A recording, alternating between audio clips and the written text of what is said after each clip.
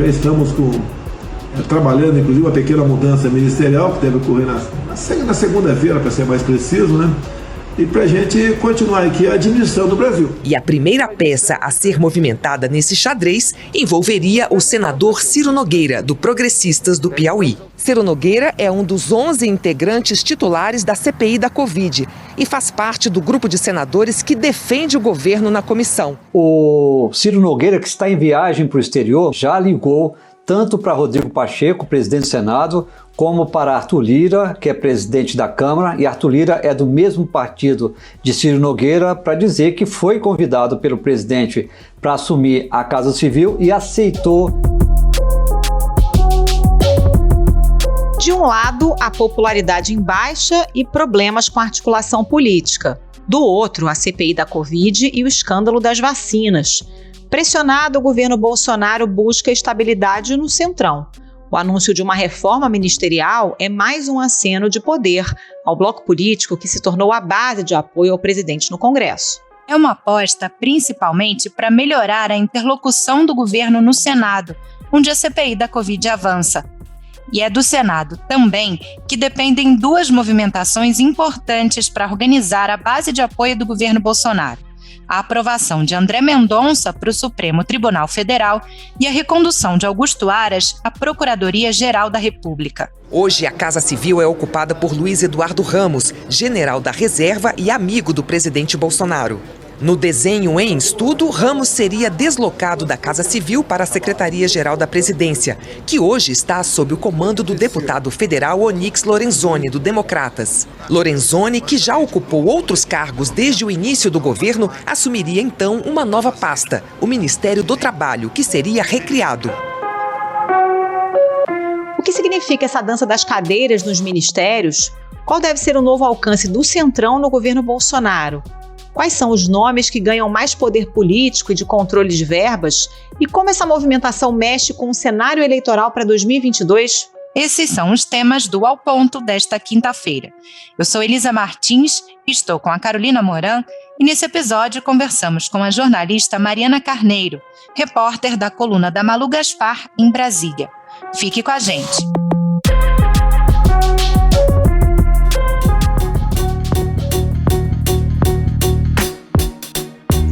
Mariana Carneiro, a gente está gravando essa conversa na tarde de quarta-feira e, por enquanto, a informação que circula que a gente tem é de que o Ciro Nogueira, senador, presidente do PP, teria sido convidado para ser o novo ministro da Secretaria da Casa Civil. Claro que nesse governo Bolsonaro tudo pode mudar, mas a informação de momento é essa.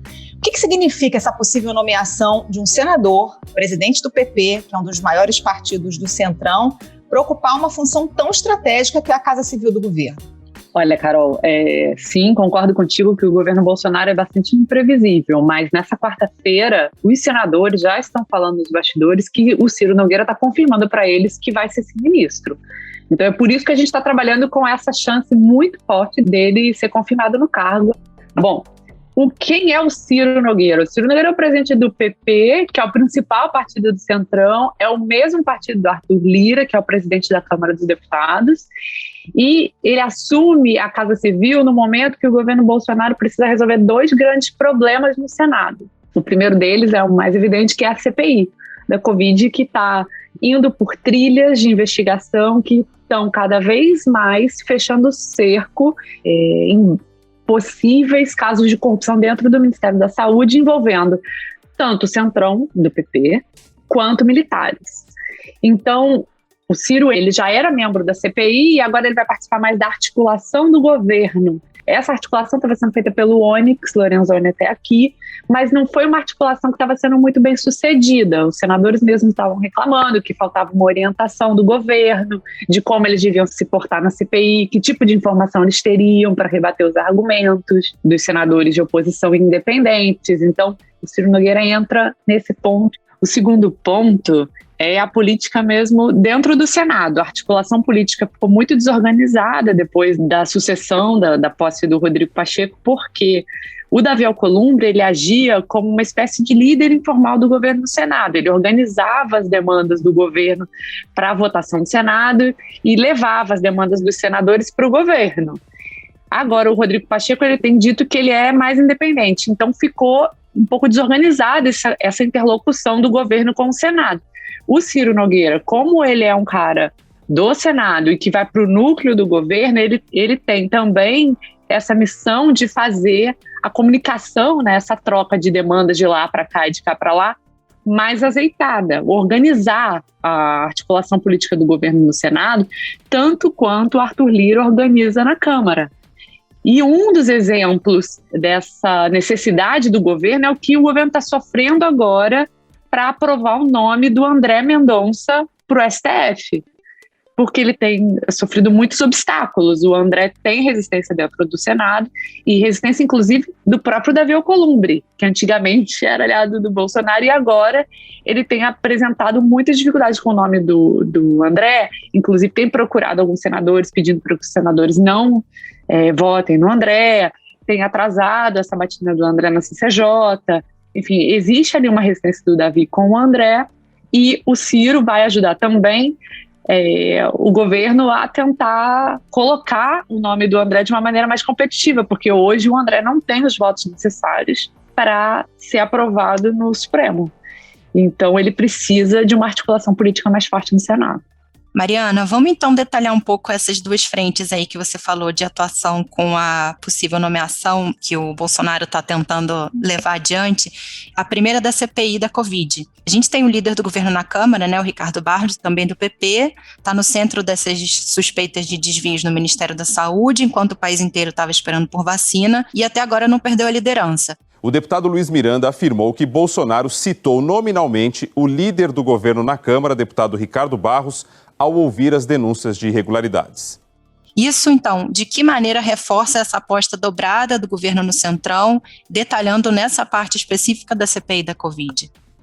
O governo está reforçando o casamento com o Centrão, isso definitivamente está acontecendo. Agora, a dúvida é se ele está reforçando o casamento com o Ricardo Barros, isso a gente ainda não sabe. A sobrevida do Ricardo Barros na liderança do governo, e hoje ele é o líder do governo na Câmara, depende de como vão avançar as investigações da CPI da Covid.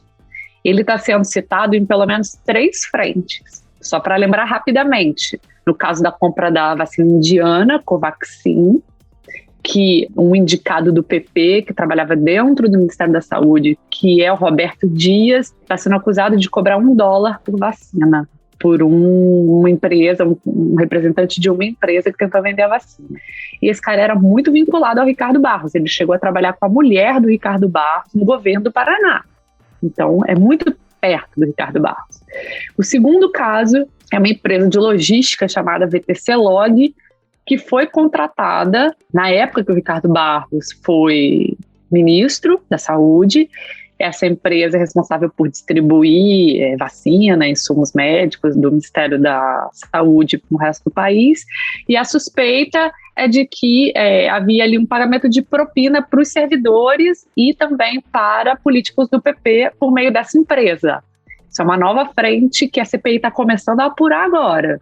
E a terceira coisa, o próprio Luiz Miranda disse numa entrevista recente da revista Cruzoé, que num evento na casa de um lobista aqui em Brasília, esse lobista muito próximo do PP, ele teria recebido uma oferta de propina de 6 centavos por dose de vacina para não atrapalhar os negócios da Covaxin no Ministério da Saúde. Então, assim, são 3 investigações indo diretamente no Ricardo Barros, que é do PP, é um dos caciques do PP, então está indo no coração do PP. Agora, a gente pode dizer que, de certa forma, o governo está terceirizando a articulação política, porque o Centrão já comanda também a Secretaria de Governo, com a deputada Flávia Arruda, que foi uma indicação do presidente da Câmara, Arthur Lira. Agora, Ciro Nogueira, muito provavelmente, na Casa Civil. A gente está vendo uma terceirização meio nos moldes do que a ex-presidente Dilma fez com o Temer, do tipo, olha, cuida aí você agora da articulação política, porque eu não estou dando conta? Completamente, eu acho que é isso. De fato, eu acho que é uma terceirização, sim. Está entregando para o PP e para os políticos com quem eu conversei, que estavam falando sobre a indicação do Ciro Nogueira para o Ministério, todos estavam falando, bom, ainda bem que é um político, de repente ele vai acertar as coisas dentro do Senado, vai acertar a articulação dentro do governo no Senado, então as coisas vão fluir de uma maneira que a gente mais conhece como funciona do que a articulação é feita hoje. Então, de fato, os caras estão achando, digamos, existe um deles dentro do governo, colocamos mais um ali dentro do governo. E essa terceirização para o Centrão, que é essa força que hoje mantém o governo Bolsonaro de pé e que vai ser muito relevante para o governo Bolsonaro no ano que vem. A gente sabe que o Bolsonaro até hoje não tem partido, ele estava negociando com o Patriota, uma negociação que aparentemente frustrou, né? O Flávio Bolsonaro ainda está conversando, mas o que se fala nos bastidores é que não vai dar mais pé para o Bolsonaro Patriota, então ele voltou a conversar com os partidos de centro, e um dos partidos que podem abrigar o Bolsonaro é o PP, na eleição do ano que vem. Então, ele está terceirizando uma articulação, mais do que isso, ele está fazendo um casamento com o PP, como ele gosta de falar sempre, né? Nesses termos, ele está formalizando essa relação meio informal que ele tinha ali com o PP, aquele namoro mal resolvido. Ele está casando, agora ele está casando com o PP.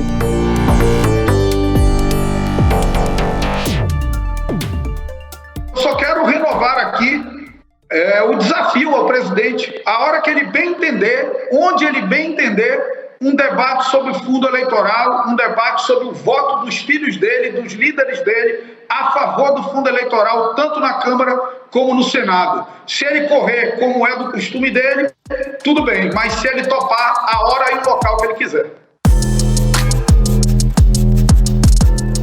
Tem o Marcelo Ramos, o vice-presidente da Câmara. Ele era neutro até então, mas depois que o Bolsonaro jogou nele a responsabilidade pela aprovação do fundo eleitoral no Congresso, ele passou a atacar o presidente e falou inclusive da possibilidade de dar andamento a um processo de impeachment. Qual é a chance disso virar um problema para o Bolsonaro? O Marcelo Ramos é do PL, é um dos principais nomes do PL hoje na Câmara.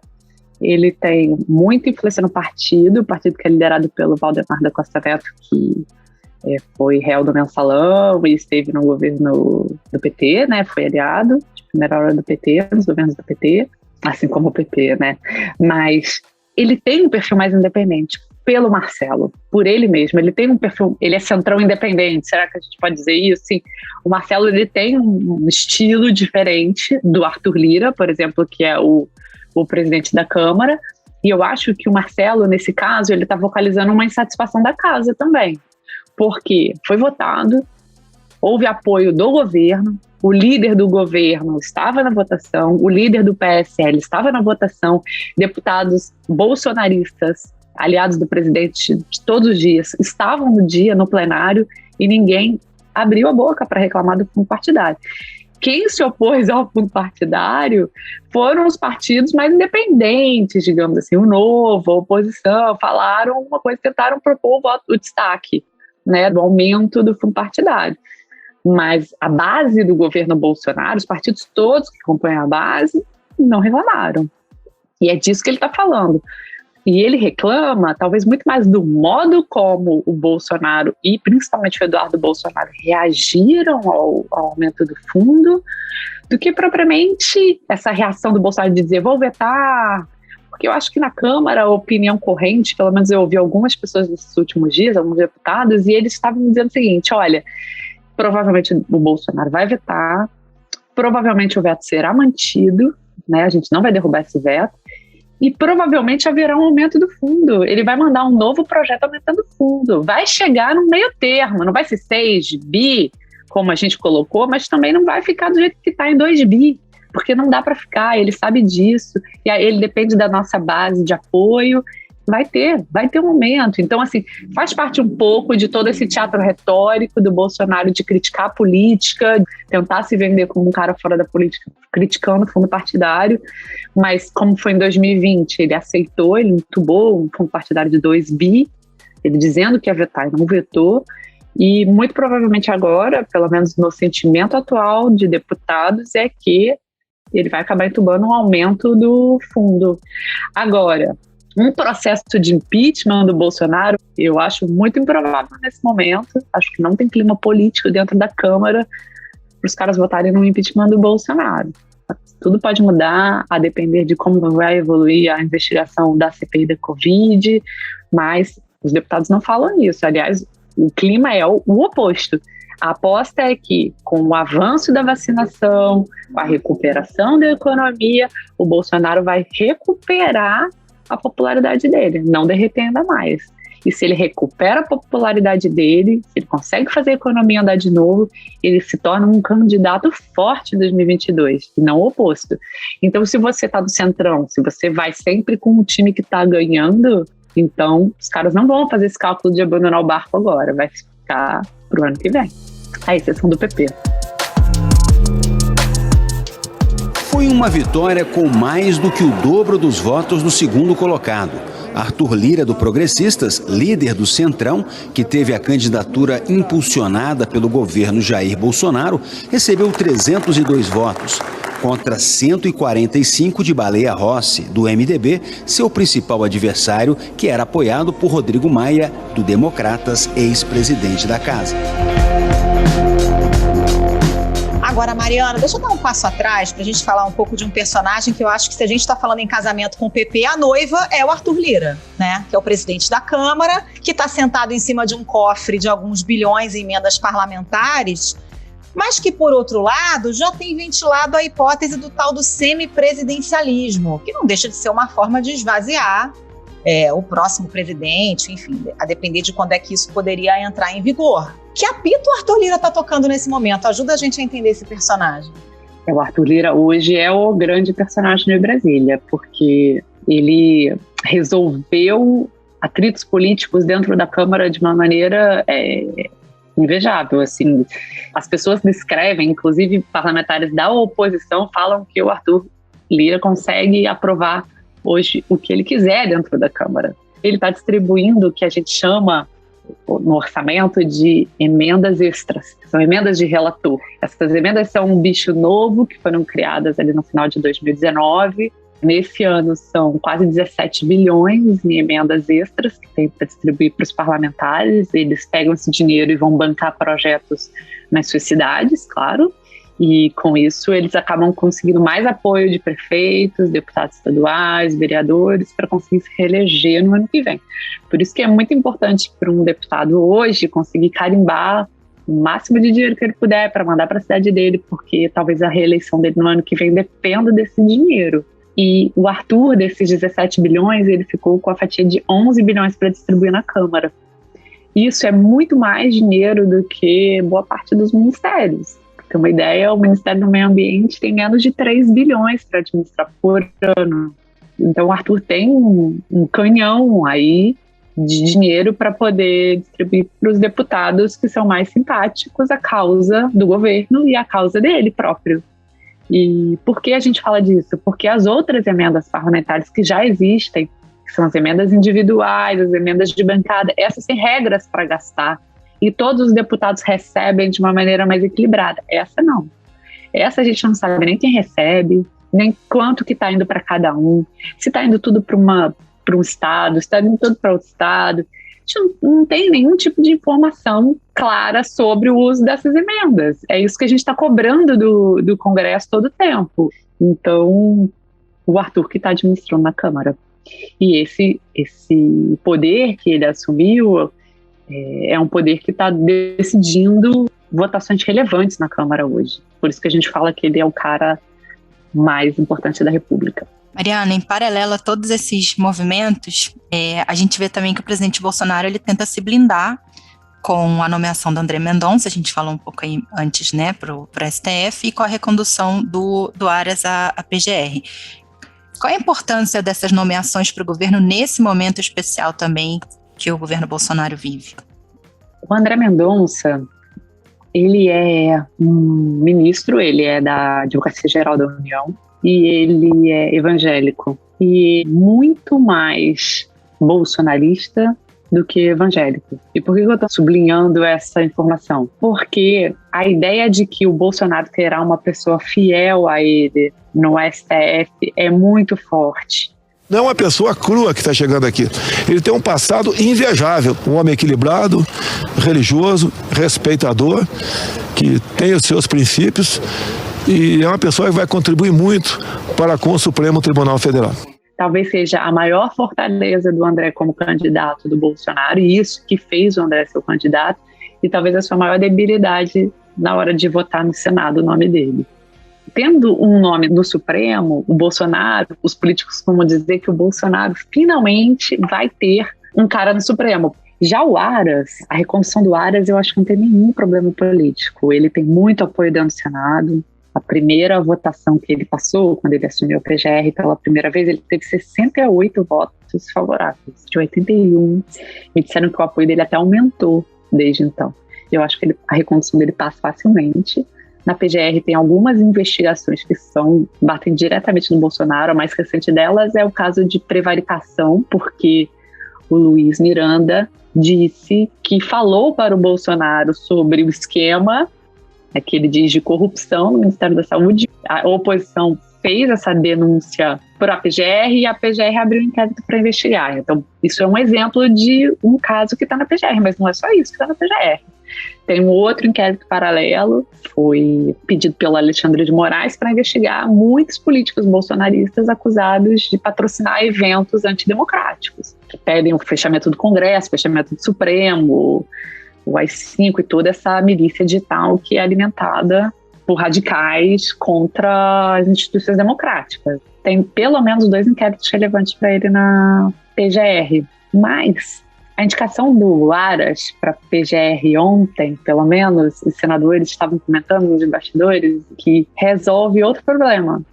Porque, como havia resistência ao nome do André no Senado, alguns senadores estavam trabalhando pelo Aras, estavam querendo que o Aras fosse o candidato do Supremo. E estavam dizendo, não, Bolsonaro, não, a gente não quer o André, manda o Aras que a gente aprova. Então, quando o Bolsonaro fala, olha, não, o Aras vai ser reconduzido para a PGR, ele, mais do que indicar o Aras para a PGR, ele está tirando o Aras da frente do André, está reforçando o nome do André para o STF. Então isso tem também uma dupla leitura.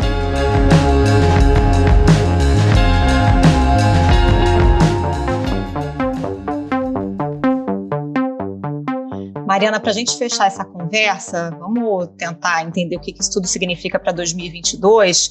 Por um lado, é claro que o Bolsonaro teme uma debandada dos políticos do Centrão para a chapa do Lula, né? Sobretudo no Nordeste. E por outro, como você já lembrou, ele está sem partido e nesse namoro aí com algumas legendas do Centrão. O que tudo isso significa? Uma forma de amarrar esse casamento e talvez a gente veja o Bolsonaro realmente numa legenda do Centrão concorrendo em 2022?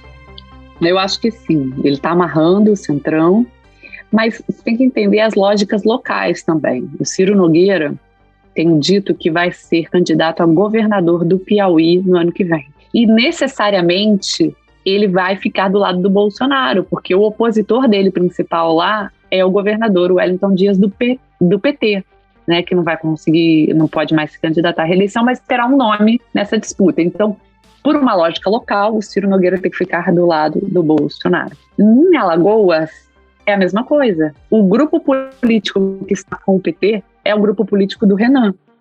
Então, o Arthur Lira, que é de Alagoas, ele necessariamente tem que ficar no lado oposto ao do PT, que é ao lado do Bolsonaro. Então, necessariamente, esses 2 líderes do PP estarão alinhados com o Bolsonaro na eleição do ano que vem. E tem interesse de que a candidatura do Bolsonaro seja fortalecida. O Datafolha apresentou 2 cenários. O ex-presidente Lula lidera nos 2.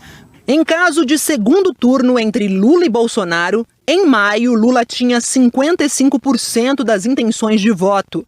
Agora, 58%. Na primeira pesquisa, Bolsonaro tinha 32%. Agora, 31%.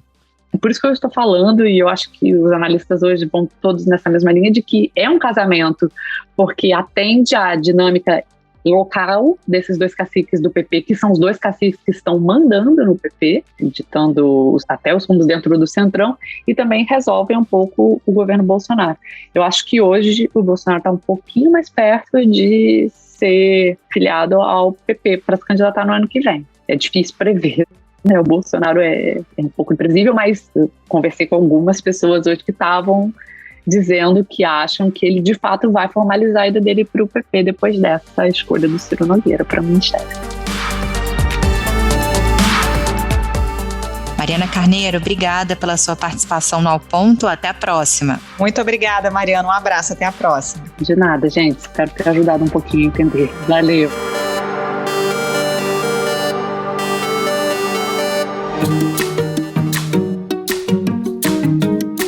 Esse foi o Ponto de hoje, o podcast diário da redação do Globo. Nessa conversa a gente conta com a participação de toda a equipe do jornal, as mesmas pessoas que levam até você informação e análise de qualidade todos os dias. Quer saber mais? Assine o Globo. Acesse assineoglobo.com.br e confira todas as notícias e reportagens especiais. A produção é do Bernardo Ionestig e a edição é do João Guilherme Lacerda e da Luciana Malini. Amanhã tem mais. Até mais.